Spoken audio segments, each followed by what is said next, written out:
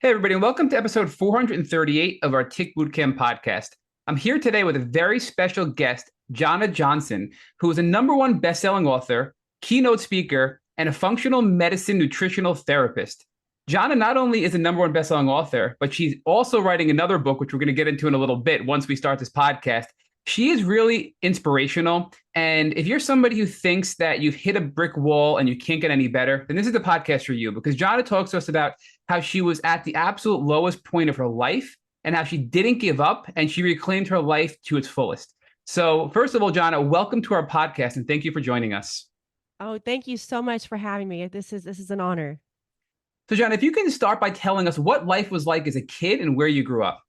Absolutely. Well, I'm a Texas native and I live in Austin now, but I grew up in oil field country in Odessa, Texas.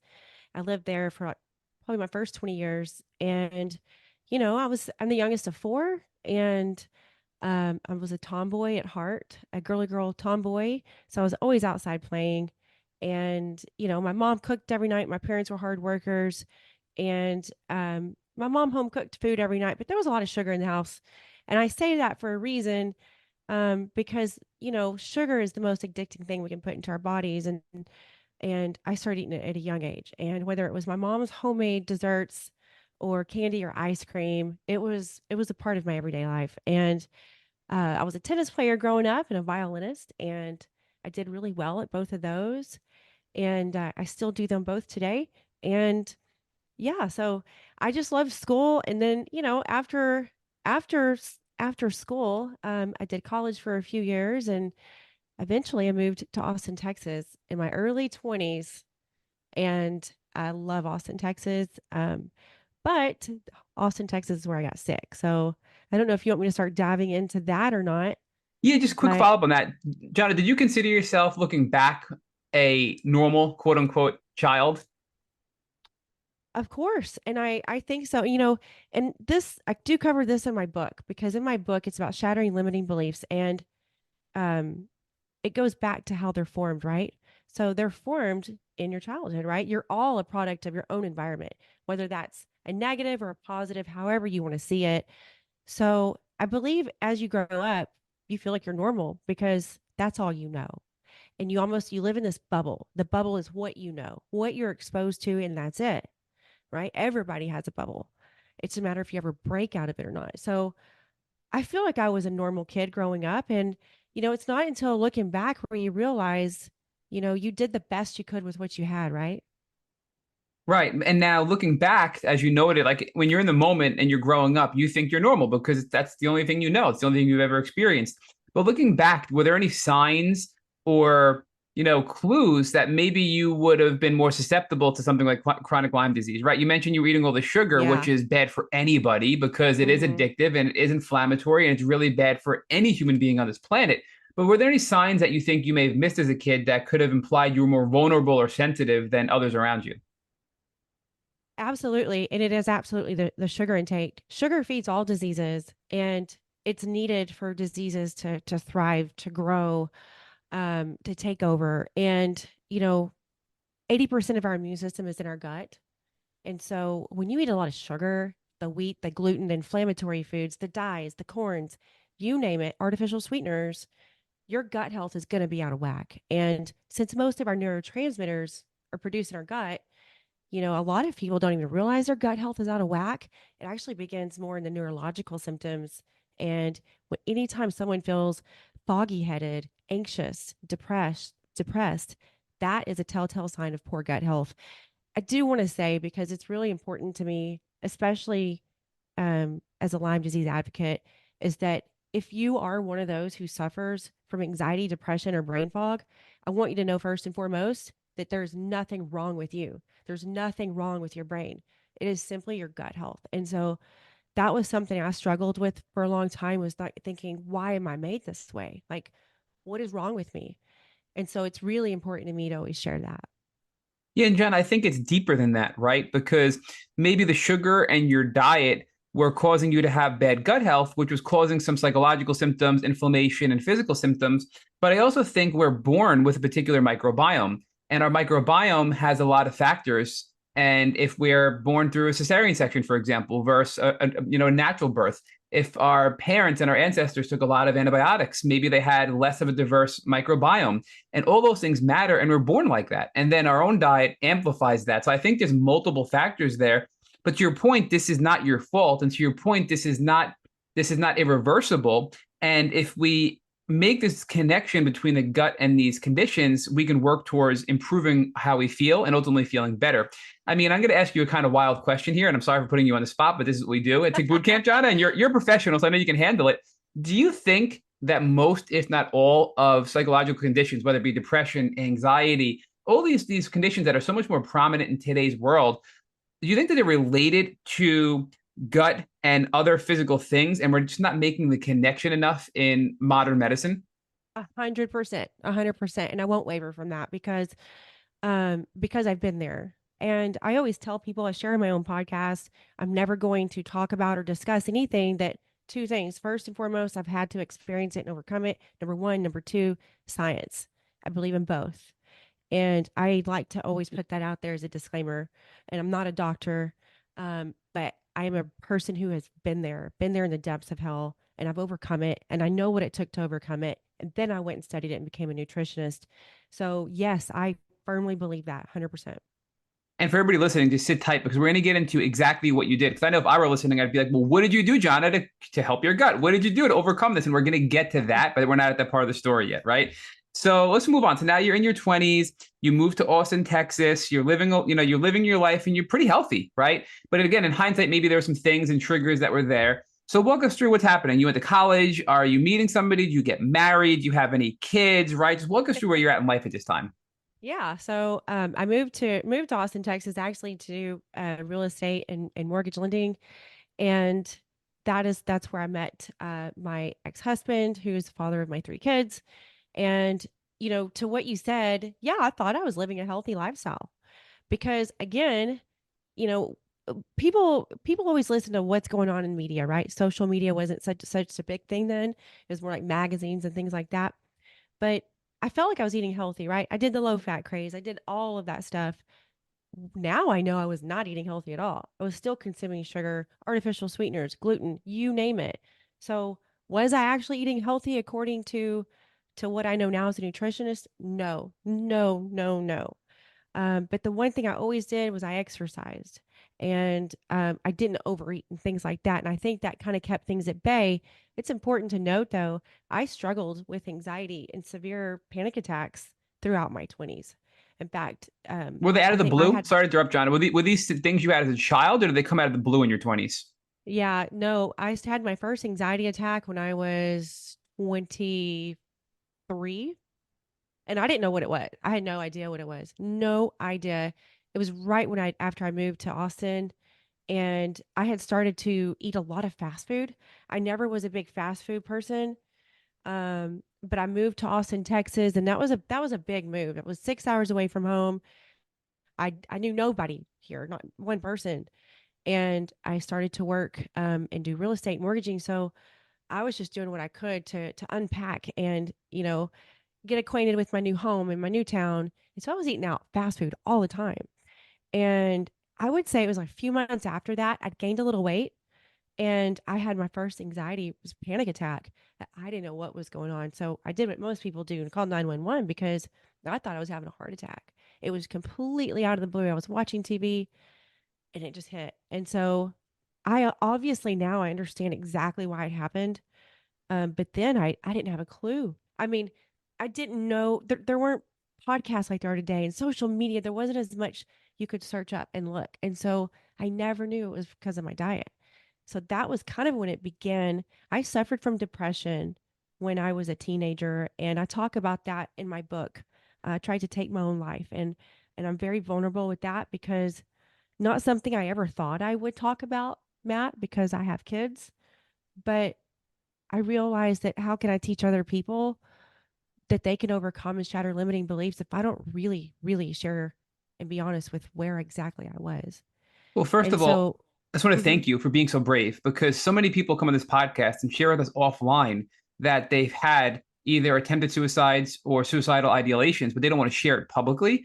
is way Mm-hmm. more common in our community than we'd think. And I want to thank you for being so public about it, because we need to raise awareness about this very common symptom of Lyme disease and mental health and bad diet and all these things you're describing, but it can be overcome, right? And I think that's the most important message, to have hope. This isn't permanent. This is not your forever. And I think that's a really important message to spread. But I do want to ask you as well, because you touched on a few things here, Janna. The first one was that I want to ask you a question about the sugar, because I'm going to take you down a couple of side roads as we have this conversation as they come up, because you have so many specialties and we want to pick your brain for our listeners to learn from you. So, where do you stand on the view of natural sugar versus artificial sugar? Because we've had a lot of doctors and leaders on, Oh, I and we like haven't this. had consistency, right? Like I can tell you, and maybe you disagree, and it's okay if you Don't tell disagree me with yet. me. Let Okay, me you say what answer. I'm going to Please say. answer. Yes. Yeah, I like this. Oh, and I love this question because I don't get asked enough, and I feel like you're going to understand me when I say I could bore people for hours with I say useless knowledge, but it's not. It's not. It's helpful. It's I know. I mean, I get like excited and like geeked out about it, right? Yes. But I love that question. Thank you for asking because this is important. And whenever you want me to discuss more about what I did, I'm going to say this again. I believe when you are sick, that sugar in all forms is bad. And I don't just believe it, I know that. And here's why. In your brain and you're thinking, oh, really? So a banana is just as bad as a Snickers bar? 100% when you are sick. The reason is your body doesn't know it's eating a Snickers bar or banana. It's getting the nutrients from it. So when you eat a banana or Snickers bar, it's what it turns into in your body. It's the processes that go on in your body. And what it is that anything that turns into glucose in your body can digest everything and it turns into something, right? So all of these high sugar fruits, bananas, red apples, grapes, those are very high in fructose. And those are really, really hard on your blood sugar, not as hard as it is a Snickers bar because of other chemicals and other ingredients, but it still feeds all diseases. And so I'll talk about this more when you're ready for me to. But when you are sick, when you are trying to get your gut health in check, when you are trying to get rid of a candida overgrowth or any sort of small intestinal bacterial overgrowth, you have to cut out sugar in all forms. If you want to have some fruits, you're going to have to stay in the very low sugar fruits like the berries. And that's really important to know. So to answer your question, 100% yes, when you are sick. Okay, so let's drill a little bit deeper on this, because I'll tell you my personal experience now, and I think it kind of is consistent with what you're saying. So I really, when I was first sick, and unlike you, I didn't understand how important diet was. So my diet was horrible when I first got sick. I mean, Yeah. I ate a ton of carbs and a ton of sugar and fake sugar, and I couldn't understand why I kept getting worse, right? And then you start to have your eyes opened, and you realize, and you improve your diet. So once I started getting better, and I'll say for the last couple of years, I now drink a fruit smoothie on a regular basis, and it's pretty high in sugar, right? I'm strawberries, blueberries. I do some protein powder. I'll do some what, right? And I mix with some peanut butter, and my body loves it. I feel amazing, and I don't feel inflamed. And that was one of my biggest things: inflammation and pain. And I don't feel that way. I feel rejuvenated. So why? I guess my first question is: do you believe if I did that when I was at my worst, it would have made me feel even worse? 100%. And I know that because when when I was really, really sick, excuse me, once I figured out, after, no, see, this is my 15th doctor. Once I uncovered that it was Lyme disease and was working with my functional doctor along with a nutritionist, my nutritionist put me on a paleo diet, and she didn't tell me to, you shouldn't have the maple syrup or the honey or the bananas. It was more about just eating healthier and less wheat and gluten and grains. But she didn't even know about sugar feeding disease and the fact that it was going to exacerbate my symptoms. And so I know when I finally figured out I needed to go keto, and I'll dive into that more later. When I finally figured that out, Matt, and I went from not eating one kind of sugar, not one blueberry for 9 months, like no fruit at all. I remember the first time that I introduced fruit only. It was just fruit. I want to say it was a banana back into my diet. I felt that. I felt it for like 2 or 3 days, because my body wasn't quite ready. It was like a fire that had slowly died away, and then I poured lighter fluid on it. That's what it was like. And so it took a long time of healing my gut before I could eat something that was sugar and not feel it. And that is because there was something in there that needed that. And when I gave it to it, it wanted more and more. And when it does that, it makes your symptoms worse. All right, we're going to certainly come back to the diet piece because I have so many more questions for you about sugar and diet and keto and carbs and just good and bad and otherwise, right? But let's circle back. So you're in your 20s. You talk about you being an exercise. You exercised a lot, so you were quote unquote healthy, right? Again, Yep. but I was in a very similar boat, and people that listen to this podcast probably know that looking back, I think I overexercised, and still to this day, I wonder like what is that threshold of overexercising to offset either stress or emotions or fill that addiction for a high almost, right? And that's something I still deal with to this day. So, do you think you were over exercising? Do you believe in that concept of over exercising? And just let us know your thoughts on this topic because it's something I think about often. Absolutely. And I was kind of in the same situation it seems like you were. Um, Before I got sick, I lived here in Austin and I was, uh, I like I said, I gained weight because I started to eat out a lot. And when I started to have the anxiety and panic attacks, I immediately went to exercising because it was something I'd kind of stopped doing for like 6 months. And I started to run on the trails here in Austin after work and really got into running. And I lost the weight. I lost 20 pounds and I thought I was like, woohoo, I'm feeling great. Um, had my first kid, lost that weight. My point was is that I started to kind of over exercise a little bit. What happens when you over exercise is it's really, really hard on your adrenals and your body needs to recover. When you give yourself a day or two of recovery a week, so if you want to work out 2 or 3 days in a row, fine. Give yourself a day of recovery at least after 3 days. The reason why is because when you do that, your body's able to recover, have that rest, and then when you go back, it actually benefits you more after you have that day. You need a break. And that was something my now husband was actually a client. I was his nutritionist, and that was one thing that he struggled with when I began working with him was he overexercised. It was like 7 days a week, an hour a day, and I'm like that's too much. It really is.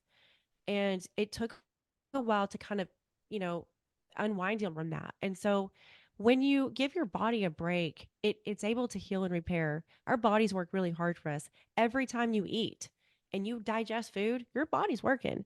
So just think about all the things that you need your body for during the day and most people aren't really getting enough sleep anyway. So it's really important that you have some rest in between workouts. I absolutely love that answer. I mean, I've asked this question to probably well over probably several dozen guests, honestly, and that was a really good answer because it's true, right? I mean, I think it's something like anything in life can become an addiction, and you have to give your body the ability to repair and to recover and recognize that it could actually be hurting you potentially, right? Because we've had some doctors say that people that are sick or vulnerable, even if they're able to, they have to. And I think it was Dr. Horowitz who told us that he'd recommend just going for a walk. If you're really sick and you're able to walk and then take a break for a few days, then walk again. And he would recommend, a couple of days in between. And as you get better to do the same thing, just give yourself a break day here and there. And that's exactly what you're describing, John, as far as people that are, healthier, you got to give yourself a break day and, be aware of that. So I think that's really good feedback there. So now you are married, you had your first kid, you're exercising, you're feeling good, and tell us what's happening next in life. All right. So I had my oldest, who's now 16. I had him 2 years later. I had my little girl, who's now 14.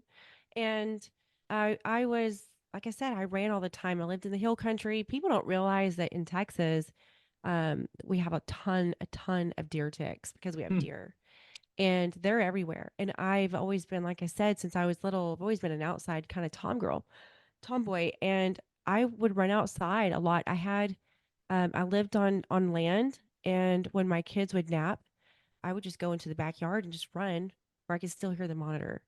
And I did what I had to do because I had to exercise, right? Anyways, it was in April 2012, and my youngest was 2 years, almost fixing to be two, and I woke up and I had a bullseye rash on my right inner thigh. I never had heard of Lyme disease ever. Trust me, if I knew of that bullseye rash, I'd have been at the doctor. But I'm kind of one of those people who's just like, if you don't feel bad, it doesn't hurt, doesn't itch, it's fine, it's gonna go away. That was the biggest mistake of my life. And, I had this rash. I was like, that's kind of a weird looking rash, but it didn't itch, it didn't hurt. I felt fine. It was probably, sometime within a week that I had my first migraine ever.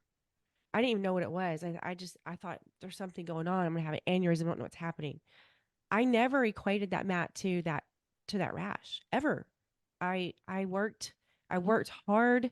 I was a mom of two young kids, and you always chalk it up to some excuse, right? And it always goes down to how busy we are in life, the amount of responsibilities on our plate. And that's something I always like to talk about is like, stop giving that excuse to why you feel like crap. There's a reason, because when you feel a certain way, that's your body talking to you, and your body whispers to you, right? Maybe you got a little headache, maybe you're a little tired, maybe there's a little bit of brain fog or anxiety, and that's just our body talking to us. And it's in that phase we're like, oh, it's because I'm tired. Oh, it's because of this. Oh, it's because of that. No, there's something, right? And when we don't listen, it talks a little louder, and then it yells. That's what happened over the next 6 months of my life. I had this migraine, and I was like, man, I've never had one of these before. But I had been struggling for the last 2 years before that with hormonal issues from having babies. And so when I had talked to my doctor about that at my regular checkup that happened to be within that month, she was like, oh, that's part of just having imbalanced hormones, da da da da. Well, over those next 6 months, I began to get increasingly tired, especially in the afternoon.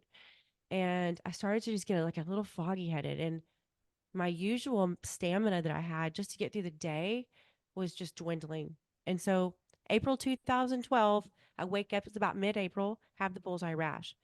4 months later in August, because my birthday is August 14th, so I remember it was mid August. Um, I just, it got to where I couldn't even get through a day without having a nap.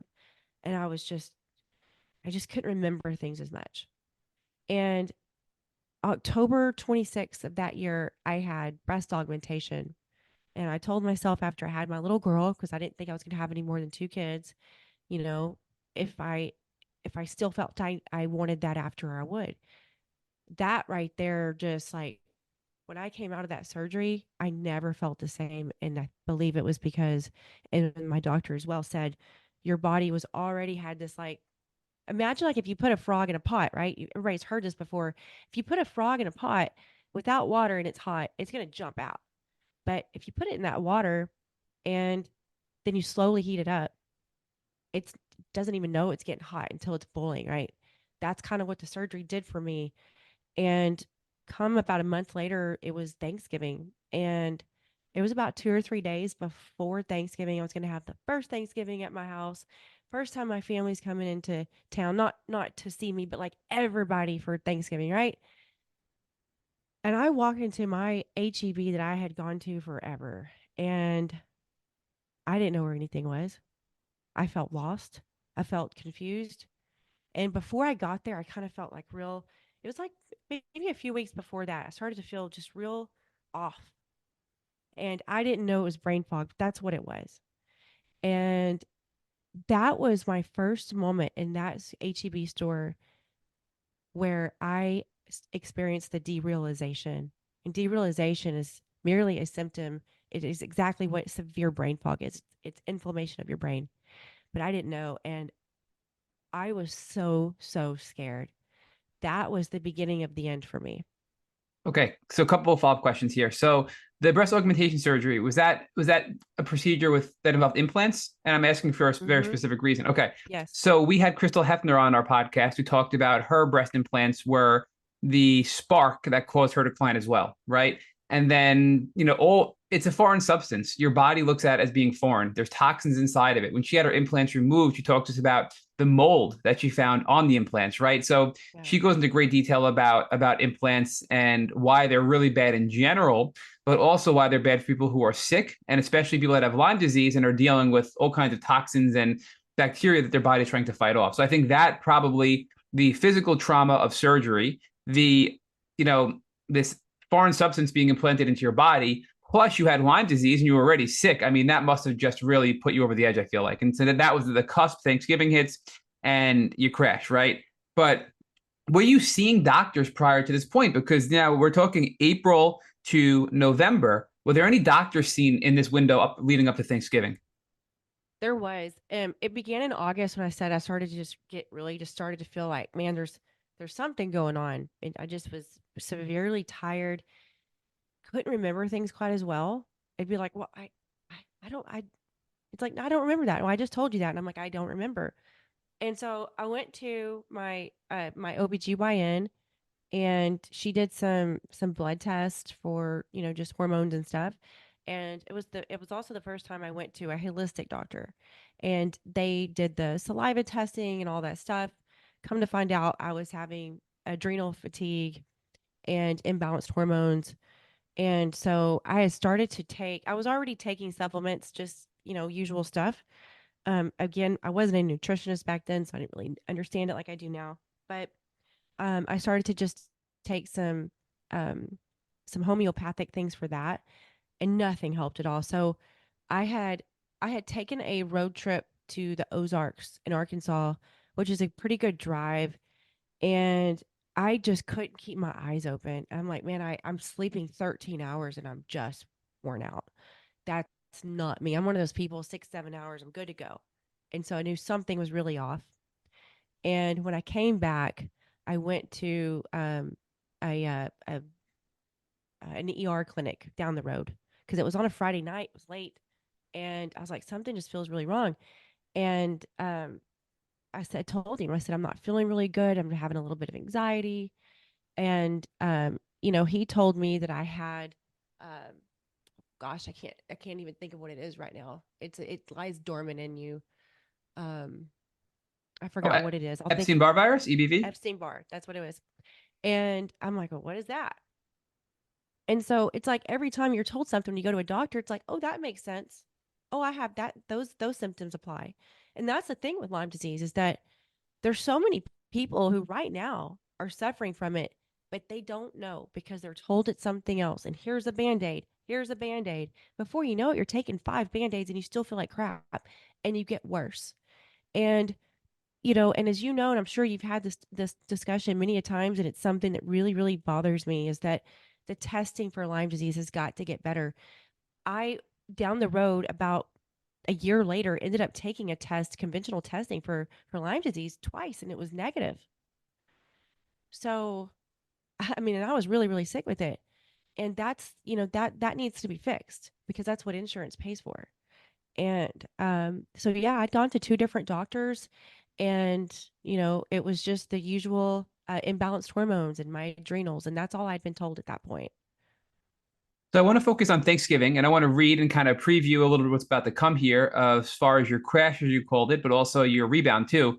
Because in preparation for this interview, we did a lot of read up on your pre-interview questionnaire and all of the marketing information you gave us and all of your social media pages. And I loved your post on Instagram that, and I quote now from your post: "Lyme tested me, took me to my knees, but it also ignited my fight to heal. When you face your own battles, don't give up your power. Believe you can win and keep going." Because that's Lyme disease, right? I mean, to me, that's what Lyme disease is. It tries to take you down. And if we let it, it will. But we have to keep fighting and we can overcome it. And I think you're a perfect story to highlight that. Again, I'll say if you're listening, keep listening, because you're going to hear that Janna was somebody who was really brought down. And when people say nobody understands, they weren't as sick as me. No, we understand how bad this can be. And we understand that you can get better. We want you to hear this and receive that message and continue to fight. And if you're not and you've given up, we want to give you hope and strength to continue on in this battle. So, Janna, can you share with us how bad you got on Thanksgiving and from that point forward?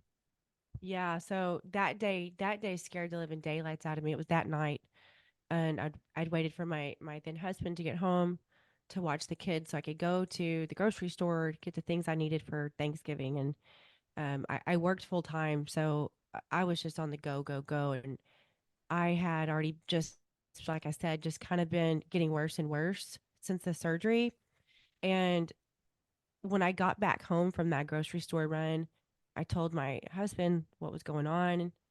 And he just kind of looked at me because the way I described it, he'd never heard anything like that before. I'd never felt anything like that before. I didn't know your body could make you feel like that. And so I thought, I'm going to take a bath, I'm going to go to bed, and it'll be better when I wake up. and it wasn't better. And when I woke up the next day, that feeling was still there. The constant panic attacks began, the anxiety. I couldn't remember anything. I was confused. Um, I was suffering from derealization so severe. And for those of you who might not know what that is, anyone with Lyme disease who's had the severe neurological symptoms, you know what I'm talking about. But derealization is exactly what it sounds like. It felt like I wasn't there. There was no reality. It was like I was just like watching life go by. It's like someone had taken the remote from me and they were changing the channel and I couldn't get it. And what derealization is, because this, I have to say, Matt, derealization was the absolute worst symptom of all of it. And you would think, no, the depression and panic attacks would be, no, no, no, no, no. The derealization was for me. It was pure effing hell. And it made me feel like I was going absolutely crazy, like straight jacket crazy. And once I learned, I'm one of those people with my brain, and that's why I love science, is I have to understand everything. Once I found out and learned that derealization is is literally severe brain fog. Once I found out what that was, and that brain fog was inflammation of the brain, it made the world of difference. I knew it wasn't me. I knew I'm not the disease. I'm not defined by it. So here we are at Thanksgiving, and my parents had come into town. I had two young kids. They were toddlers, and I ended up going back home with my mom and dad and my two kids so my parents could help out for 3 weeks. And that took me 6 hours away from my husband, but I could not any longer take care of myself. And I mean, I couldn't take care of myself. Taking a bath was daunting. Um, it was, I just cried. I cried all day, every day. And I began, that was the journey. I began going to the doctors, doctor after doctor after doctor. I was told I needed to be in medically induced menopause. Almost took that shot. And then I found out it was, I have hypothyroidism. Started to take thyroid medication, which, if any of you have done that before, it's not just figuring out, yep, here's your pill. There's a lot of trial and error in figuring out which brand, what kind, and what dosage. Nothing made me better. I was just getting worse and worse and worse. So, um, that summer I got pregnant. Don't know how. Wasn't really trying, and I had to have I had a miscarriage, and that was really really painful. So I had to get a full time nanny to take care of me and my kids, and that really just kind of, I think, sent me into a worse depression, because the one thing I was always proud of myself was being a mom, and I thought I was super mom. It's like, this is the one thing no one can take from me. It's the one thing I know I do really really well. And it was a harsh reality when I had to get a full time nanny. I felt like a failure. I felt like life couldn't get any worse. And nobody can tell me why I'm sick. In my brain, I just kept saying, how does a 31-year-old who's never had any health issues other than some, imbalanced hormones, how do I get like this? What did I do? And when the neurological symptoms just began to get worse and worse, along with the depression, and there's the doctor after doctor with no answer, um, it was really, really bad. I honestly didn't want to live anymore. And after the miscarriage, I just felt like my body was literally a trash can. And I was like, I can't even have a baby, and there's no point in me being here anymore. And if it wasn't for my two kids, I probably wouldn't be here. That was when I started to find functional medicine, though, because I wouldn't stop researching. And um, I went to Dr. Mark Hyman's Ultra Wellness Center in Massachusetts, and Lyme disease is rampant there. And that is where it was finally discovered that I had Lyme disease, chronic Lyme disease at that point, 8 different strands. I was severely sick. I had heavy metal toxicity. I had hypothyroidism. I was anemic. I had horrible, horrible gut issues. And that, finding out what was making me so sick was, it just, it made me feel like, okay, there is a sickness and it's not just me. And then And then when I started to look at what Lyme disease is on my own, guess what I saw? Saw that bullseye rash from April of 2012. Then a year and a half later, figured out what it was. And I would say it was a disappointment when I started to learn that Lyme disease isn't just having a little magic little pill. And so there was another journey after that. So I do want to ask though, Jana, because a lot of well, I have several questions to ask you. The first one I want to ask you is looking back, you got bit in April and had the bullseye. So clearly you were bit by a tick, you had a bullseye, which means you definitively had Lyme disease. If you have a bullseye rash, 100% you are infected with Borrelia, right? That's a fact. So, but you were also starting to get unwell in your early 20s when you started getting anxiety and depression. And you argued earlier that your diet was the primary culprit of your anxiety and depression because of your sugar and things like that. But I wonder if you were potentially bit numerous times in your life and you were infected and you're not only were you having sugar feed, disease in your body and cause inflammation in your body and psychological symptoms, but you think that you were infected numerous times and potentially have been fighting off Lyme since your 20s, possibly. Yeah, that is a possibility because it's important for, like you just said about the bullseye rash, only 30% of people who have discovered that they have Lyme disease ever had the bullseye rash. And when I say it like that, I say it because so many people are truly suffering from this wretched disease today and they don't even know it. They think it's them. They think it's their hormones. They think it's hypothyroidism. I could have just accepted it was hypothyroidism and never stopped searching. I just knew. And that, I do want to say that you have to be your own wellness advocate first and foremost. Doctors have a purpose, conventional medicine has its purpose. But first and foremost, you are your own wellness advocate and you've got to stand up for yourself.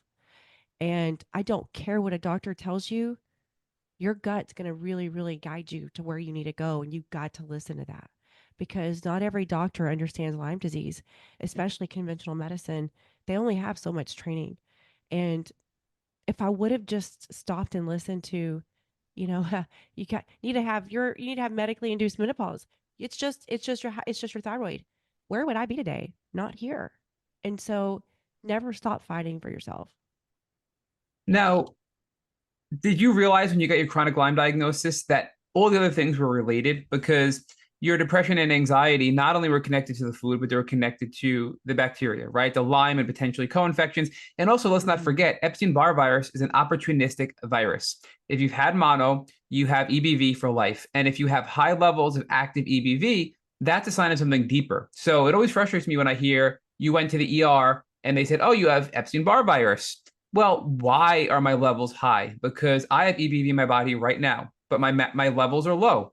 If my levels are high, that's a sign that I'm immune compromised or I'm fighting something else off and my immune system can't handle it all, right? So I think that's a really important warning for everybody listening as well. But did you make the connection between all these things? Again, your hormones, your EBV, and also there is a tremendous amount of evidence between miscarriages and active Lyme disease. So, did you realize at the time, or is it something you realized later on that all these things were kind of wrapped up in this umbrella? Yeah, once I found out it was Lyme disease, I've always been a researcher and I just, I was at home all the time and I it was honestly a breath of fresh air to know that it was all from Lyme disease and Lyme disease was the cause of the hypothyroidism and everything else. And yeah, it all just kind of fell into place for me. And though it was horrific to have Lyme disease or to find out that's what it was also a breath of fresh air because for a year and a half I thought there was something wrong with me and I thought I was honestly going crazy. Yeah, and that makes sense, right? I mean, I often said when I first got diagnosed that I felt like this alien because nobody understood what was wrong with me. Nobody can relate to the severity of my illness. And especially when you see people with acute Lyme and they just get better pretty quickly and they can't relate to the symptoms, right? So that's Hmm. a really hard emotional roller coaster as well. But let's talk about you get the diagnosis, you have this little bit of hope now, right? And your doctor seems to be a functional doctor who hopefully is going to do well for you, but it's never as easy as we think it is, unfortunately, right? So walk us through your not only your diagnosis, but then what your treatment protocol was and how it worked for you. Absolutely. So my doctor said even though it's chronic Lyme, um we still like to start people on doxycycline, which is an antibiotic. And this is functional medicine. They said it typically doesn't help much, but it does with some. And so we would like to start you on this. Well, knowing what I know now, I never would have done that because antibiotics just make the bad bacteria in your gut overgrow even more. And I had a horrific case of candida. And I did that. I did a few months of it.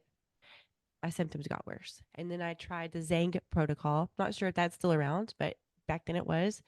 This is 2013, early 2000. No, it was end of 2013. And then I think February of 2014 is when I started the Zang protocol. And so that didn't do anything. And at that point, in April, I almost took my own life. And I was driving on an overpass that day here in Austin, Texas, and um, I couldn't remember my kids' names and I couldn't remember where I lived. And even though it's been 10 years, I still get emotional talking about this every damn time because that moment, I almost made the wrong decision. And I knew it wasn't me. I knew it was the disease, but I had lived in pure hell 24/7 with not 1 second of reprieve for 2 years. And when I couldn't remember my kids' names or how to get home, or if I was, or if I was going to get lost, I just didn't want to live anymore. And I got home, and my kids weren't home yet. They were at their little Mother's Day Out program. And I realized, I realized how bad it was. And I'm more emotional about it today because I miss my kids. But I just remember I couldn't find one story of hope. I couldn't find the story of someone who was as sick as I was. It's like Lyme disease. You'd find a few little things or people overcome it, but you never knew how bad their symptoms were. Nobody really shared it. All the books were just very medical.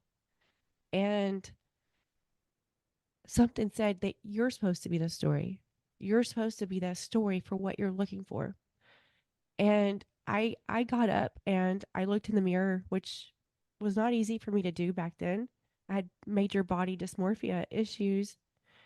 And I looked in the mirror and I said, F you, Lyme. You took over the wrong body and it's time to get the hell out. And that's exactly what I said. And I said it out loud, looking in the mirror. And I'm going to have to fix my makeup now.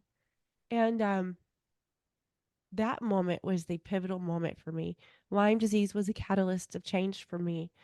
And looking back on that, it's probably a year or so after that moment, I realized when I made that decision, I began to do differently because our actions follow our thoughts. And was it just because I said that?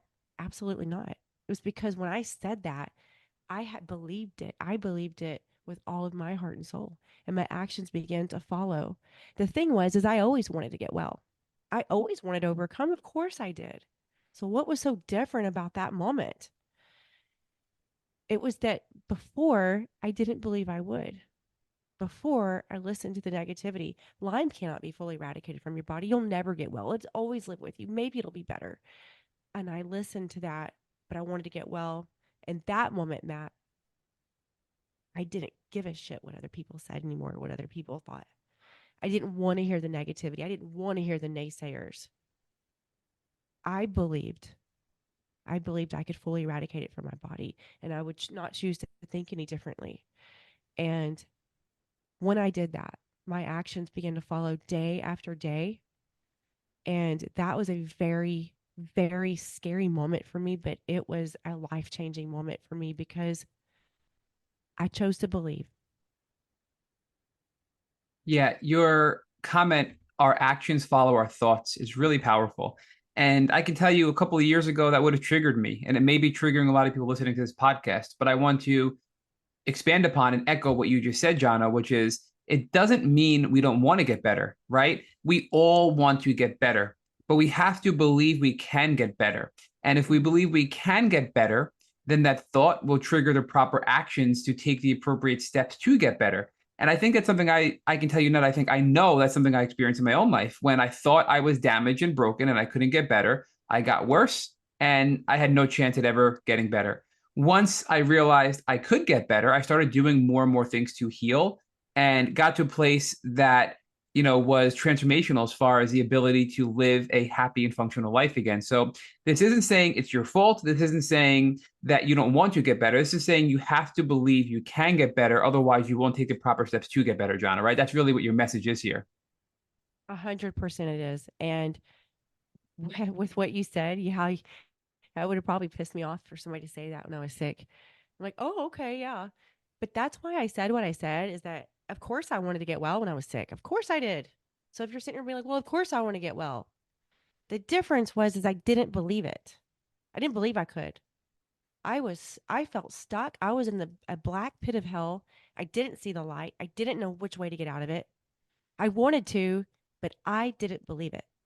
It was the moment that I chose to believe it, because that's when your actions follow your thoughts. Your actions can't follow your thoughts if you don't believe it. Yeah, and this is now really the turning point in your story. So tell us what happened next. 'Cause I know now this is the good part. This is the fighting part. Yay! That's what you're waiting for. So, um, like I said, I was doing paleo for at that moment, and I began researching it in a different way, but not just Lyme disease in general, and gut health, and just diving into it. And I had to read things 1,000 times because my brain fog was so severe, and I wrote everything down so I could constantly read the notes. But what I learned in that moment, probably the next month, because I read all the time, was sugar feeds all diseases, and that's when I learned it. And I realized with every bite of food, I'm either feeding it or killing it. And I no longer wanted to make my body a home for disease to live. So what do I got to do? How do I make my body my temple, but not a vessel for disease, right? And like I said, for me at that moment, it all began a mindset thing. And I had to live that way, because the way I was going through my days in life was not good for me or my family. And I when I learned that, I learned about keto, and I always like to share that with keto um, eating, it is not just no carbs, because a lot of people do what I call fake keto, where they still have artificial sweeteners and unhealthy types of meats and things like that, and all the cheeses.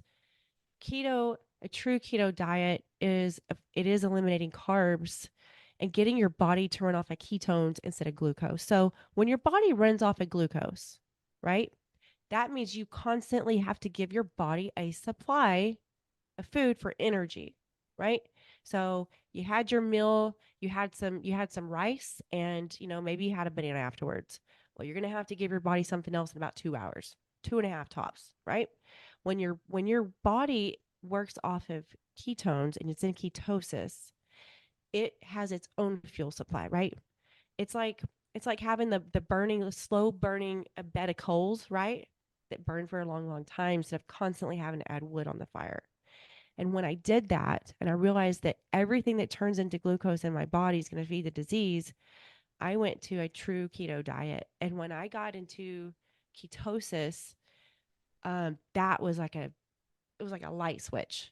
Um, I was also taking essential oils. So essential oils is what I took to kill the disease. And I by no means want anyone to just go buy essential oils and take them. Can I pause you I'm there, not John? telling you to do that. Can I ask a follow up about the keto diet before we go into the essential oils? Hmm. Sorry to interrupt, but first of all, the way you just described the keto diet was brilliant, and we've had a lot of people describe it, but it was just so well said and well spoken to understand the concept. But what I want to ask is, you made a comment about, it doesn't mean you can eat all the red meats and artificial Mm-mm. flavorings and artificial sugars. So what else did you do beyond the traditional keto diet, which is what I understand to be just a no carb diet, right? A high meat and a high protein diet. What were the Yeah, other that's things that really you had not to what it do? is. That's really not what it is. I'm glad you asked for clarification on that. And I thought, well, if he wants me to go deeper, he'll ask. I can really nerd out for a good bit. Um, yeah, so and I was not a nutritionist, but this is what got me into being a nutritionist, was this moment right here. And I'm describing when I started to learn about the body and the food, and it just like it was fascinated with it. Then I started to actually notice the results. And so a true keto diet is when you are, or you're just eliminating carbs, but it's not just that, it's what you are eating. I was eating a ton of healthy fats, a lot of healthy fats. But because I was severely deficient in so many minerals in my body, minerals is one of those things that, your body doesn't produce minerals. So you got to take them. And you never want to take a potassium supplement. And so I was severely deficient in all of those, and eating all these healthy fats and all these dark leafy green vegetables, tons of vegetables. And I was eating a lot of wild caught fish. If I did have red meat, and I personally, I'm type A blood. I personally do not digest red meat well. But if I do have red meat, it was always grass fed. And I also started to do intermittent fasting. And we look, here's the thing, and I like to say this: breakfast is not just bacon and eggs or cereal and pastries in the morning. Breakfast literally means break your fast. Breakfast, when you break your fast, when's the first time you eat the next day? So if you get done eating dinner at 7 p.m. and you eat the next morning at 8 a.m., right? You've gone 13 hours without eating. So that first meal, first thing you ate was breaking your fast, hence breakfast. So I began to do intermittent fasting, and I worked my way up to 16 hours. It's important. I only have my clients start at 14 hours, depending on where they already are. And then I worked my way up to 16 hours. Some days I did 18 hours. You cannot do intermittent fasting if you're not in ketosis. You can, but you're going to feel like crap. You're going to be hangry. You're probably not going to be very nice. Probably going to have anxiety. So when I work with my clients, I always get them into ketosis, and then we slowly start to do intermittent fasting because those work hand in hand together. It's like peanut butter and jelly, right? And so once I started to do that, um, I had 2 meals a day. Sometimes I had just one because I would also do a restricted eating. You might think I'm trying, it was not anything about my weight. I didn't care about that. This was about getting my gut healthy, healing my gut, and getting Janna well. This is what this was about. And I did what I had to do. And so that is how I ate. I had a lot of healthy fats, avocados, nuts, olives. I didn't eat peanuts. I did not eat cashews. I stay away from high lectin foods. And I had a lot of broths. I made my broth. I also just bought it. I had a lot of MCT oil, which is medium chain triglycerides derived from coconut oil. It's a fatty acid. Fatty acids are absolutely necessary for proper brain health. And MCT oil also helps you maintain ketosis. So I was very, very watchful of what I put into my body. And I also did a lot of infrared sauna treatments and worked on my lymphatic system. And I can dive into that when you're ready for me to. Yeah, so I do want to ask a follow-up because there's two different mindsets that we often hear on this podcast when it comes to diet, right? One of them is, hey, you should be eating a lot of small things throughout the day, healthy, have a little bit of, whatever, some peanuts, some healthy fats, right? Maybe a little bit of fruit, maybe a little bit of meat, whatever it might be. But, many small meals throughout the day to keep everything, your metabolism going, et cetera, et cetera. Others advocate for intermittent fasting and maybe one big meal a day or 2 meals a day. I mean, it sounds like you're an advocate of intermittent fasting and not so much Mm-hmm. a whole bunch of small meals throughout the day. So, Nope. speak to us about what your beliefs are and why you think the approach that isn't ideal is not an ideal approach. Absolutely. And that's a great question because, you know, it's not a one size fits all approach. It's not. It's very important to note that everything I just said about how I ate is how I ate when suffering with a disease. Okay. I eat much different now. I still follow keto diet. I'm still very healthy. I still do restricted eating. I still have intermittent fasting, but I can also incorporate some different things and things I don't eat near as strict as I used to. So how I just ate is how I had to eat to get my body well. And that's important to note. But to answer your question, it's not a one size fits all approach. If I'm working with somebody and they're an athlete or uh, they do a lot of training and things like that, those people are going to need some complex carbs, right? But as far as the all the snacking and stuff like that, I really try to minimize that. The reason is because if you're feeding your body properly, you don't need them. Now, sometimes we just need a little bridge. I call it the little bridge, right? Instead of the snack. And if you maybe you have a big lunch, and I believe lunch should be your biggest meal of the day. Breakfast, I have my coffee and I have MCT oil in the mornings, and I might have like a little fat bomb. I love the Eating Evolved brand little keto cups because they're sweetened with stevia or monk fruit, and I completely stay away from sugar still today, and I always will. And so that's my morning. And then lunch is my biggest meal of the day, right? So if I'm going to have any sort of complex carbs, that's when it's going to be. Okay. Your digestive system slows down at the end of the day, just like we do. But most people have the biggest meal at dinner time. It's like, this is the time of gathering, socializing, and just, end of our day. That's a mistake. Dinner should always be at least 3 meals before bedtime. Okay. Digestion is a north to south process. Okay. So if you're laying down, that's not north to south. It's hard to digest like that. So think north to south process, right? It begins in your brain. And so as you digest your foods, if you go lay down, you don't digest well and you don't digest it properly. And your digestive system has already slowed down because it's the end of the day. And when you give your body a big meal to eat at the end of the day, and then you go lay down, two things happen. Number one, not all the food is going to be properly digested. It's going to set in your gut and it's going to lead to gut dysbiosis and leaky gut. Not fun. Okay. You're not going to sleep as good. Again, your body's digesting. But typically when you wake up in the morning, you don't feel as good. And some people, Matt, don't understand that they don't really feel that good because people are just on autopilot going through their days and everybody feels like crap. Well, I know 100 people that have a little bit of brain fog and they're all a little tired. So this is normal. That's not normal. Lunch should be your biggest meal of the day, but I'm not meaning it in a grotesque way. And the dinner should be pretty light with really not any carbs. Yeah, that actually, I very strongly agree with all of that. And it's funny because that's kind of what I've been doing in my diet as well and having great success with that. So I do want to now follow up on your comment about detox, infrared sauna, and lymphatic system, support, because I think those are really important concepts.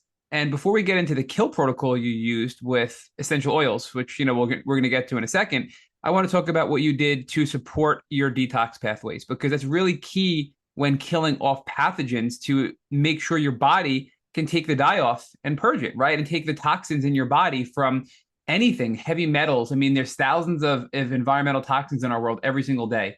And it's important that our body be able to process these and rid them from our bodies. Otherwise, we'll be toxic and we're going to get even more sick and we'll become even more inflamed. So what were the tools you did to support your detox pathways before or during your treatment protocol? Yeah, so that moment that I described of learning about the keto diet and essential oils, that's when I began to learn about the lymphatic system. Excuse me, that was not anything a doctor taught me at all. All of this stuff that I learned, the essential oils, the keto diet, and the lymphatic system, this was literally my own research and trial and error. And that was the beginning of my career, really. So your lymphatic system is your body's detoxification system. For anyone who doesn't know, just think about your heart. Your heart is the engine to our cardiovascular system, and it's constantly pumping. It's constantly working. Your lymphatic system doesn't have an engine. You yourself are, because you got to make it go. Right? Just think about it's like very sluggish and it doesn't want to move by itself. And so you got to make your lymphatic system, you got to activate it. And how you do that is through infrared saunas, dry brushing, exercise. You can do it with massages. You can do it on these little, trampolines, anything like that that gets it going. And people don't really think dry brushing is a stimulator for your lymphatic system, but it is. Your lymphatic system, if you think about your body and you see the little diagrams they use in like anatomy and physiology, right? And you see all the red for your veins. We see all the blue right next to it throughout your whole body. That's your lymphatic system.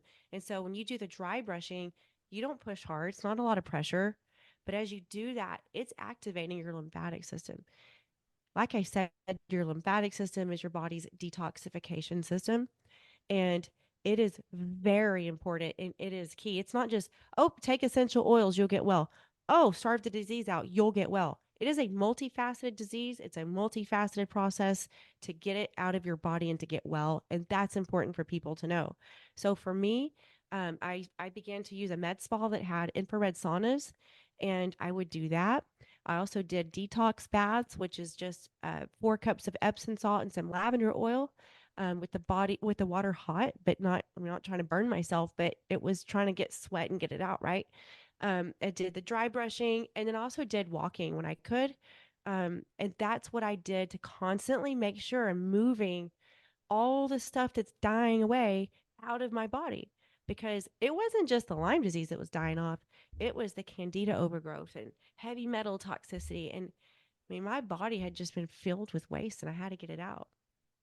John, I want to introduce a concept to you that Rich and I have come up with after doing this for over 5 years and interviewing nearly 500 people and speaking, with thousands of people in the community overall.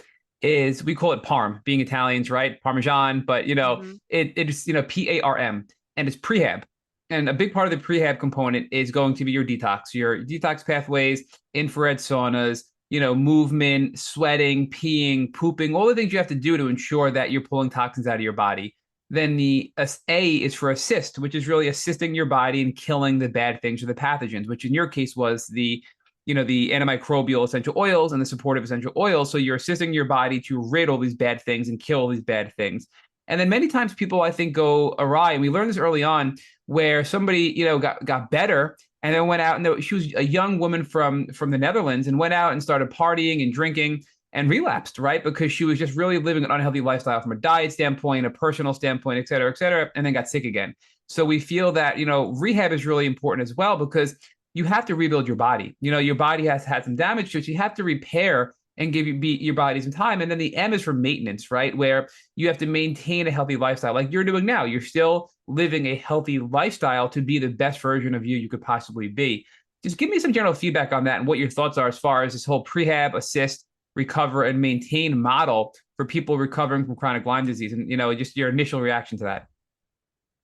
Yeah. So tell me what PARM stands for one more time so I can make sure Yes, I'm sorry. I I know I hadn't talk heard of fast. it. Yep. It's, Ah, it's something we just kind of like literally came up with on our own at Tick Boot Camp, right? okay. So it's prehab, which basically means get your Yep. body strong enough for treatment, right? Mm-hmm. That's the detox, the drainage pathways, etc. So prehab, get yourself a little Mm-hmm. bit stronger. The A is the assist, in assisting your body to kill off the microbes. Whether Yep. it's essential oils, whether it's antimicrobial Okay. herbs, whether it's SOT therapy, whatever it might be. But that's really the killing part of it. And then the R is the rehab, which is you have to rehab your body. Like after any trauma, you break your arm or you break your knee. Mm-hmm. This is something like that where you have to rebuild and re-strengthen your body because it was compromising you. And then the M is maintain. So you have to maintain this level. I'm sorry, the maintenance phase, where you have to go into a maintenance phase where you are keeping your body healthy and not going back to unhealthy lifestyle habits to make yourself more vulnerable to get sick again, really. So you're maintaining your keto diet, your sleep, your detox, tools that you've learned, all those things, and just doing that for the rest of your life because it is something we should all be doing regardless. Yeah. No, I actually love that, and I agree with it. I really really do. I never really thought about it that way, but that it really is. I mean, we got to get our bodies. I don't know about the getting it ready part. I think that would depend on the treatment that you're choosing to use. Um, my body was ready in this in the sense of like I had to get that disease out, right? Because I was dying. So I think that is depending upon what treatment you're doing. Yeah. Because there's so many different treatments, as many of you know, for Lyme disease. Um, personally, for the essential oils, your body is ready if you're sick, and that's what you choose to do. And then I agree with everything else that you said, because it is a multifaceted process, and you, if as you know, you were sick and you got well, I can't imagine anyone getting well from Lyme disease, being at the hell that we once were, and ever going back to a crappy lifestyle. That's insane to me. I can't even wrap my brain around that, because I've never been the same since Lyme.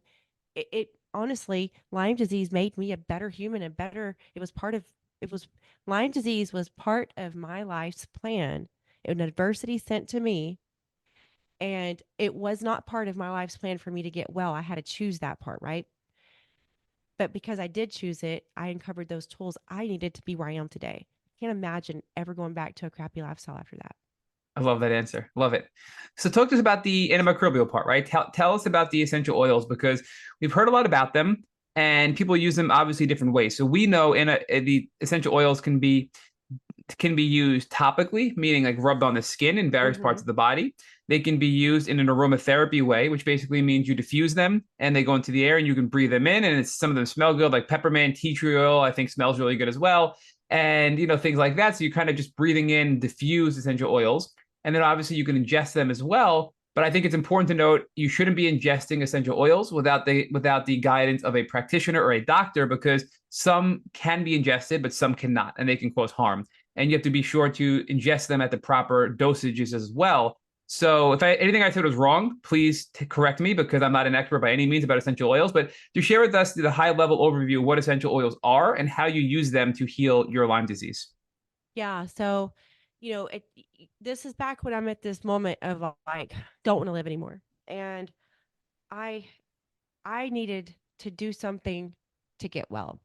And I had already kind of been reading about the essential oils and how they penetrate the blood brain barrier, they break the biofilm. It's important to say, why is Lyme disease? How does it get chronic? It gets chronic because the Lyme disease bacteria, the Borrelia bacteria, forms a biofilm around it. So it's like this thick bubble around it that cannot be penetrated by antibiotics. That's why antibiotics don't do anything. That's why a lot of treatments don't do anything because they can't break through the biofilm to actually attack and kill the disease, the bacteria. So essential oils do that. And I studied them and I learned to do muscle testing with my body. And anybody who's not sure of that, you can just look it up. And it felt really weird. I felt crazy, but I didn't care. I was losing my life. I'm losing the battle here. So I'm at a moment where I'm like, these essential oils I'm about to take, they either kill me and I'll be in a better place, or they're going to help me and then I'll be in a better place. Now, I don't think that way today, but when you're battling with a beast of Lyme disease and you're living in that pure hell, that's where I was. And I learned about them and I learned about the thyme and oregano oil to kill the bacteria and cinnamon bark oil. And these were grade A essential oils. I used doTERRA. I used a few of the thieves. And I also learned about which ones are aromatic, which ones I can ingest, and which ones are just topical. You have to know that. You also have to know that what the hot oils are. All right. So like cinnamon, thyme, um, oregano, those are hot oils, meaning they need a carrier oil to ingest. What is a carrier oil? Um, organic extra virgin olive oil, right? So, like you said, with the essential oils, you do have to know how much you can take. And I did it through muscle testing. And I learned how many drops I needed to take. And so, what my personal system was, this is not where anybody to go do. Please don't go do this. Learn muscle testing, figure it out for yourself. But I did a fourth cup of extra virgin olive oil, 16 drops of cinnamon bark oil. And out of that mixture, I would put 6 to 8 drops of that in a clear veggie cap because I did muscle testing to see what my body would like. And then I would do typically about 2 to 3 drops of thyme or oregano oil into that. And I took it every day. I also would take tea tree oil a few times a week. Again, it was added to that capsule that had the carrier oil. Tea tree oil breaks the biofilm. The cinnamon bark and the thyme killed the bacteria. Okay. I felt, and this, I honestly, Matt, think this honestly is maybe the most important part of the process. It is the mental part. It is getting prepared to handle the die off. If you can't handle the die off and you give up in the die off, you will never get well. You won't. That bacteria that's in your body making you feel like shit, it's got to get out of your body. And when it leaves your body, you're gonna feel worse. But guess what? I knew every time I started to feel worse, like, okay, this is a die off. And they would last 4 days to 9 days. When the die off ended, I always felt better before.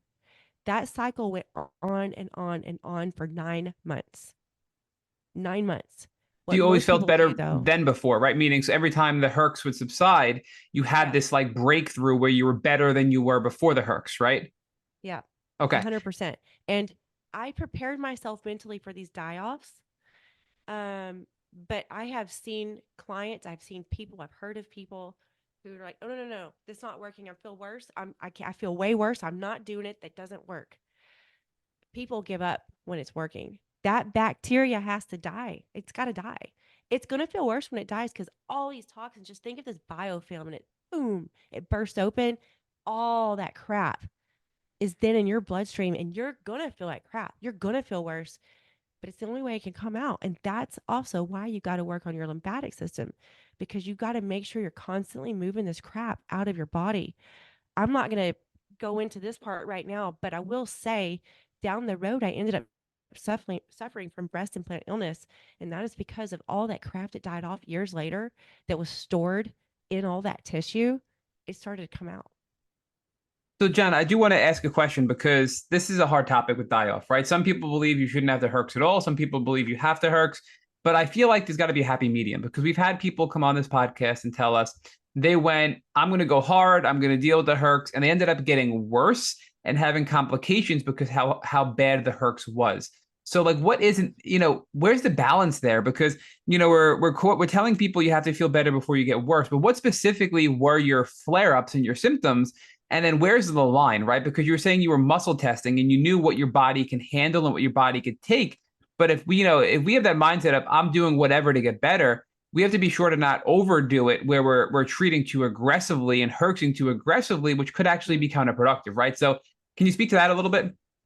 Yeah. And I think that's really great to note because and that's why I always say don't go out and just buy the essential oils and take them. You need to know what you're doing and you got to listen to your body. My body personally like thyme oil better than oregano oil.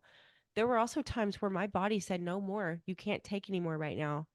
I muscle tested everything, probably got a little like obsessive with it. I mean, I was holding food cans and all sorts of crap. But it everybody's body's in a different point.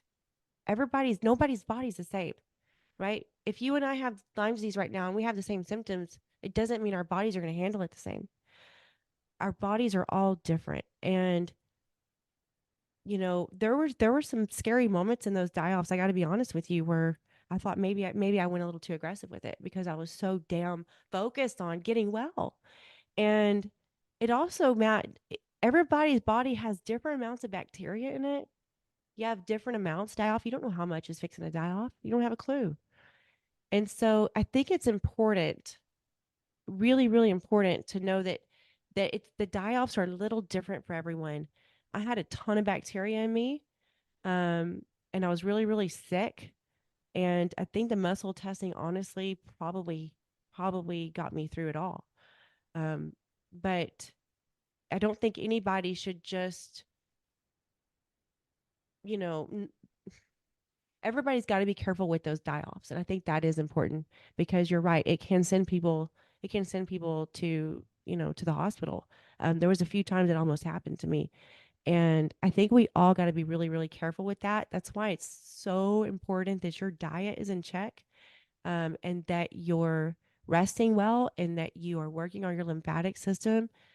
I worked on my lymphatic system every single day. And I think that that was important. I also knew when I just needed to rest because my body couldn't handle anymore. Jenna, how long were you doing the essential oils before you started to have some serious progress and serious breakthrough? Yeah, I started the essential oils and within a week I had my first die off.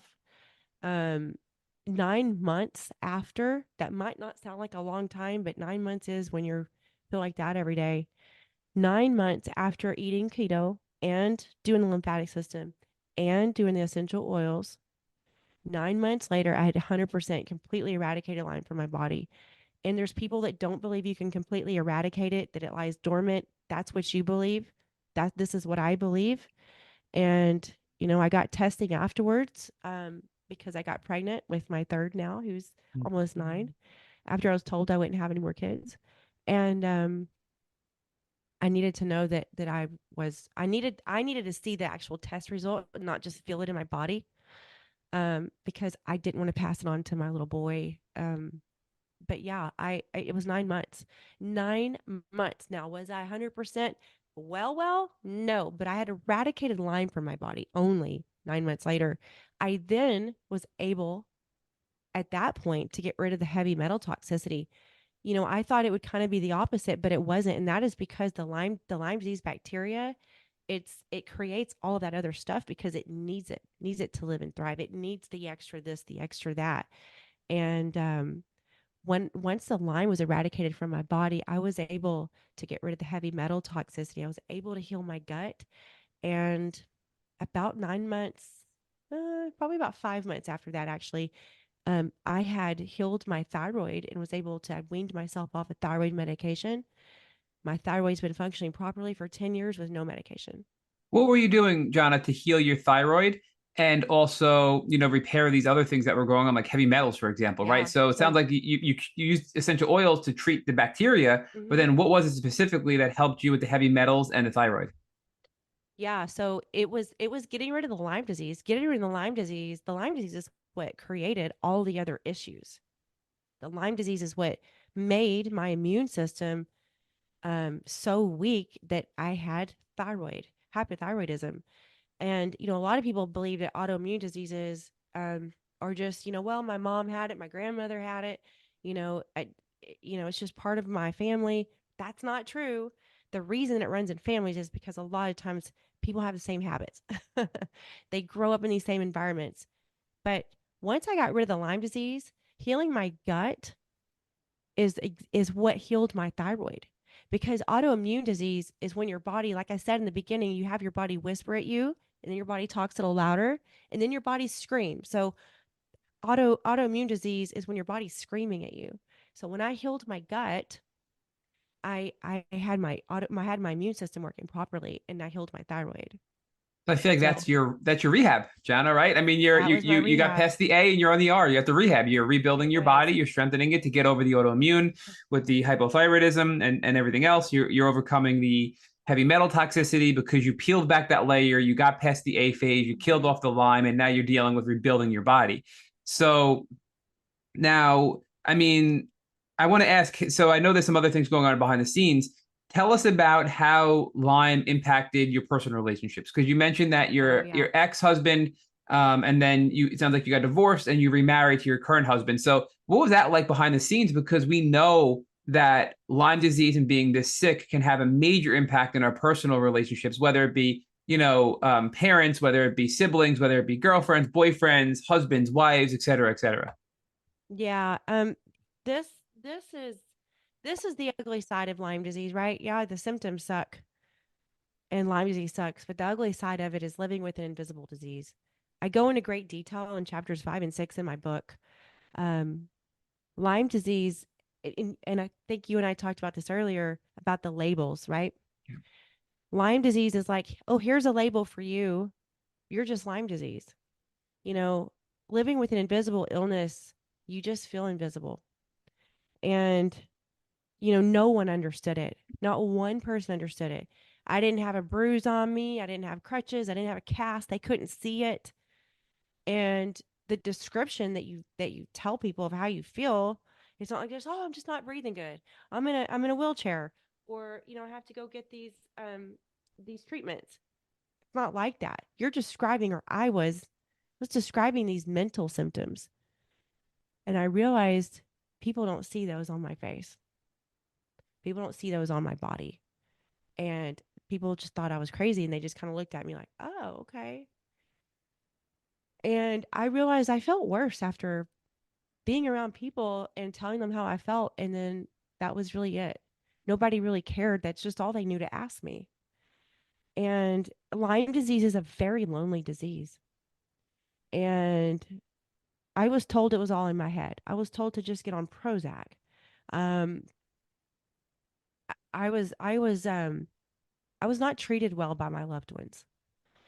And my family that I'm close with today, they they they understand it now. And you know, I went from this normal person to just like couldn't function. And I was judged for that. And you should never judge people You never know what people are living with and what people are dealing with. And, you know, it's like never judge a book by its cover is what I say, because you don't know the contents within. And everybody tries to put on the bravest face they can put on for that day. And I can look at pictures back then, and I don't remember the actual memory because I couldn't remember anything. But I can look at my face and be like, man, I was sick because I don't look like the me I am now. And, you know, it was really, really hard. I became very recluse. And, you don't want to leave your house anyways when you feel like that and you have derealization so bad, anxiety and panic attacks. But being around people just made me feel worse and sad because I felt so lonely. And, a lot of people are very lucky and blessed that they have a lot of support in their life. And that's really, really, really beneficial. Um, and people don't believe it when I tell them I didn't have one person. It was what I say is me, God, and the disease. And I get emotional saying this, but my two little kids are the reason I'm here.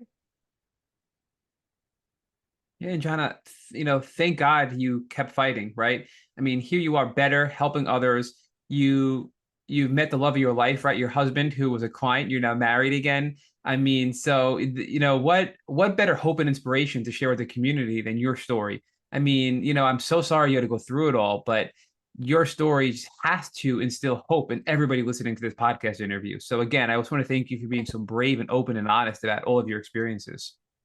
Oh, you're welcome. My husband, I got remarried last June, and he's my best friend, and he's the first man that's actually really loved me and given me unconditional love. And I believe he came to me because I did the work, right? Because I chose to overcome, I chose to shatter my limiting beliefs. And I believe when you do that, um, you welcome the right people in your life and you close the door on the wrong people.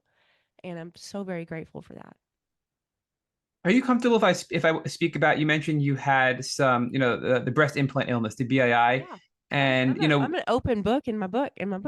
okay, yeah, you're an open book in your book, and you're about to be even more of an open book in your second book, which we're going to talk about in a little bit, Exactly. right?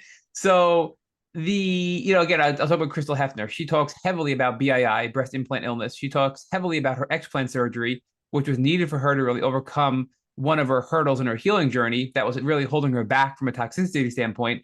We've had many guests come on this podcast, one of them being Alyssa Lascalo, who we loved, share with us that she had to have an explant surgery in order to really make sure she was living the healthiest she could be and not have this weak point in her body. So talk to us about your experiences with your breast implants and what led you to the explant and also, learning about BII. Yeah, I got well from Lyme disease, completely eradicated from my body, healed my thyroid. Here we are in 2019, right? So it's 5 years after I've been well and I'm healed. And I mean, I felt great. I hadn't had any sort of feeling crappy in over 5 years. And I just kind of started feeling off again. This wasn't like a slow process. This was kind of, I'm not quite sure what triggered it. I'm really not. There was a lot of personal stress at that time. But I had an anxiety attack, and I started to feel really foggy headed, and I was like, whoa. And I think that after you overcome something like Lyme disease, especially the kind of symptoms I had, I think that you're much more sensitive to to symptoms in your body after that. And any variation from that, I noticed immediately. And there's always this, it's like you really do. I really believe you get PTSD after overcoming and experiencing something from Lyme disease, because as I told you before we started recording, it was over 5 years, after 5 years after getting well, before I could even talk about my story, because there was like this fear of, if I talk about it, it comes back. And I really had that fear. And when I started to feel this, like this brain fog again, this anxiety, oh man, I was like, I got scared. I was terrified. And come to find out, I had also a potassium deficiency, which is horrific, by the way. And I started to I the one thing I had, Matt, that was very, very different is I had this heaviness on my chest, but not from like an anxiety panic attack way. Felt like I had a stack of books on top of each breast. And especially when I was laying down at night and I was like, this is really, really weird. It felt like my breasts were foreign all of a sudden. I don't know if you've heard that before from Yep. any other woman you've spoken with on breast implant illness. You We have? have actually numerous times. Yes. Yep. Okay. Well, that's actually good to know. I didn't know that. But I did. I felt it just like what like these felt foreign all of a sudden. And I'd already been muscle testing for years and was kind of a pro at it at that time, but I ended up discovering it was breast implant illness. And the reason is because I muscle tested, is there anything wrong with my breast? The only reason I did, and I don't know if I'd have ever discovered it if it wasn't for that symptom of just like they feel hard and foreign and something's not right there. And that I muscle tested it, and I didn't even know the breast implant illness was a thing. And when I started to type up breast symptoms and things, all this stuff, I discovered that, and I muscle tested it, and I was like, yeah, I got to get rid of these. And I was actually terrified. I was terrified to have them removed because there's a very a particular process that you have to do to make sure that they're removed in the capsules and all this stuff.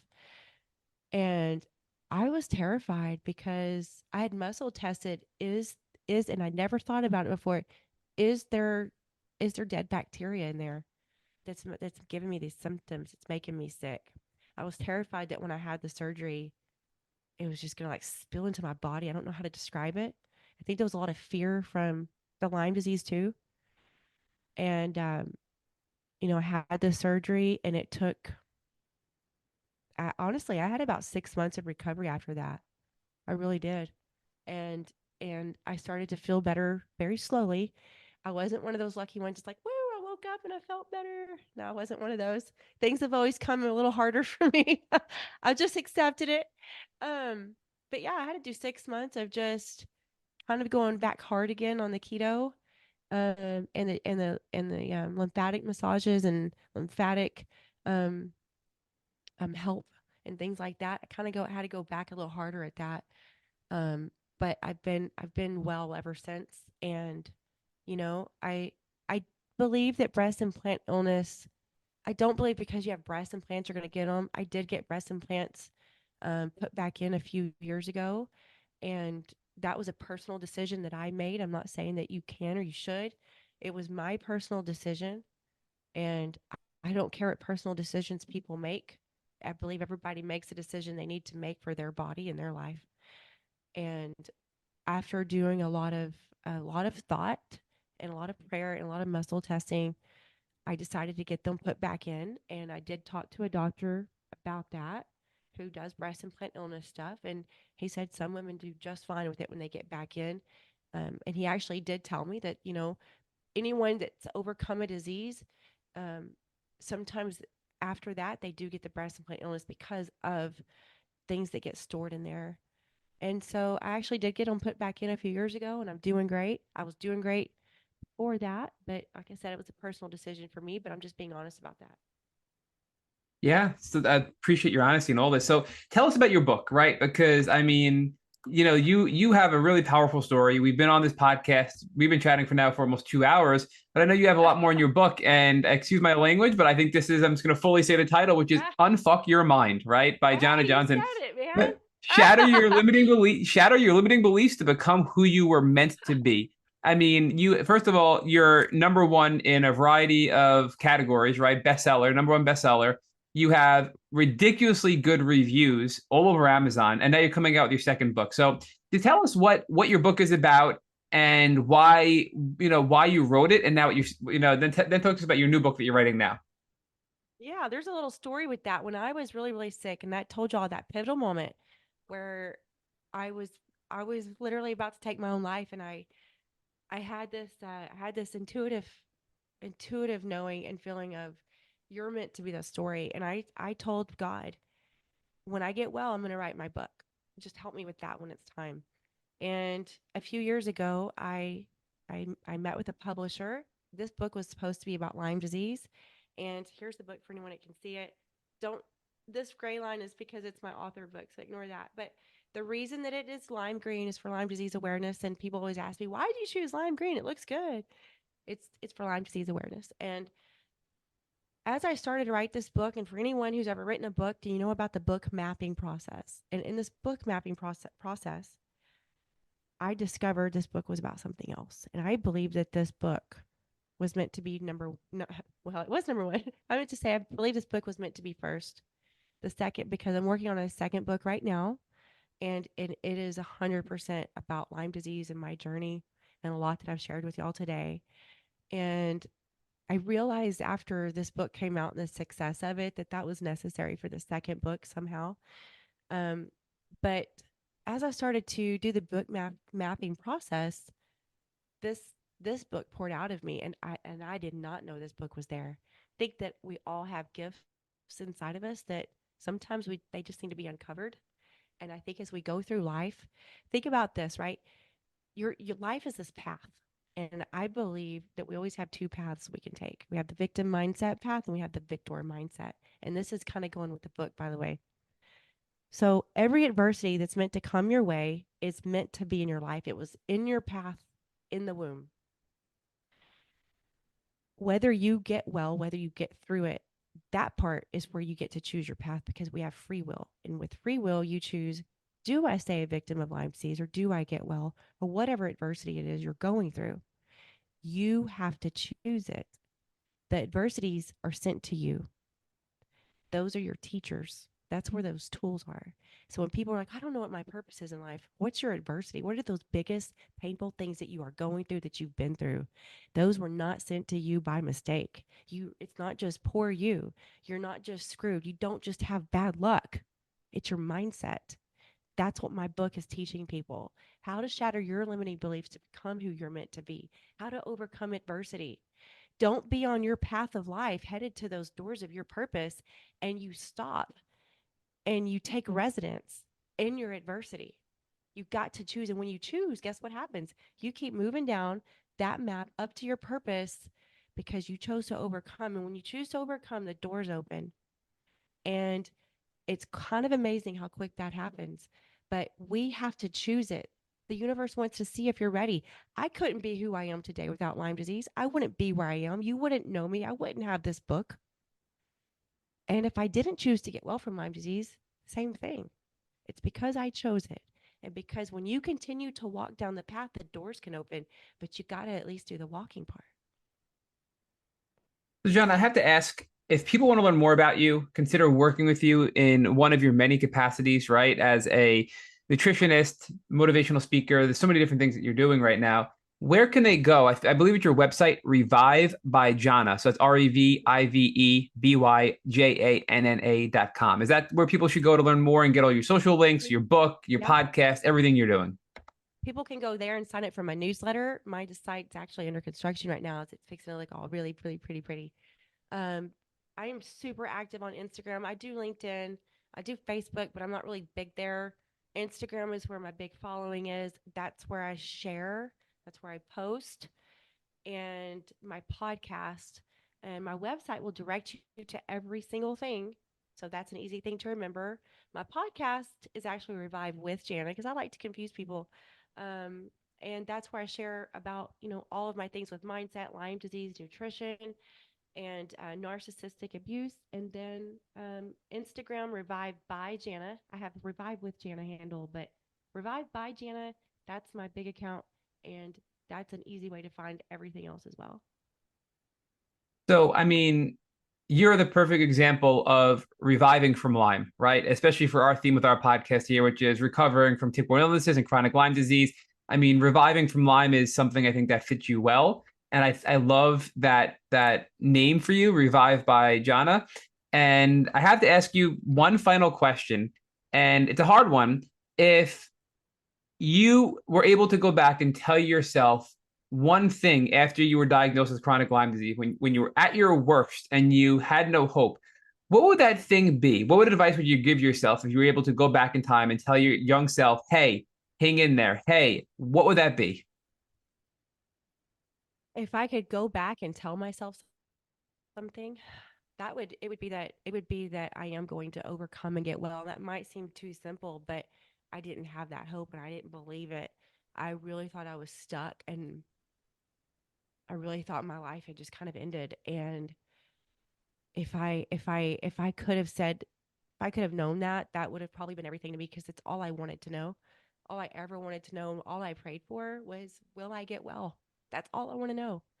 And I think another thing too, Matt, is that this is not by mistake, that this is merely a teacher so that I have the tools to become who I'm meant to be. John, I can't thank you enough for joining our Tick Bootcamp podcast. You've given me hope and you've made my night, frankly. And I know all our listeners are going to feel the same way. So thank you for coming and joining our Tick Bootcamp podcast. Absolutely, Matt. Anytime. It's been a pleasure.